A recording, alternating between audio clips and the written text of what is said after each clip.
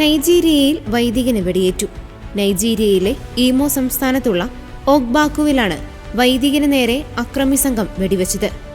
ഒവേരി അതിരൂപതയിലെ വൈദികനായ father Raymond ന്യോക്കുവിനാണ് Christmas തലേന്ന് വെടിയേറ്റത്. മാരകമായ പരിക്കുകളോടെ ആശുപത്രിയിൽ പ്രവേശിപ്പിക്കപ്പെട്ട അദ്ദേഹം നിലവിൽ അപകടനില തരണം ചെയ്തതായി അതിരൂപത കേന്ദ്രങ്ങൾ അറിയിച്ചു. ഓഗ്ബാക്കുവിലുള്ള വിശുദ്ധ കെവിന്റെ നാമധേയത്തിലുള്ള ഇടവകയിലെ അസിസ്റ്റന്റ് വികാരിയാണ് ഫാദർ റെയ്മണ്ട് ന്യോക്കു. ക്രിസ്മസ് തലേന്ന് രാത്രി 8 മണിയോടെ പള്ളിയിലേക്ക് മടങ്ങിയെത്തിയ അദ്ദേഹത്തെ ഒരു വാഹനത്തിലെത്തിയ അക്രമി സംഘം തടഞ്ഞു നിർത്തി വെടിയുതിർക്കുകയായിരുന്നു.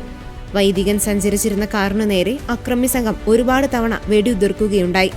കാറിൽ നിരവധി വെടിയുണ്ടകൾ പതിച്ചിട്ടുണ്ട്.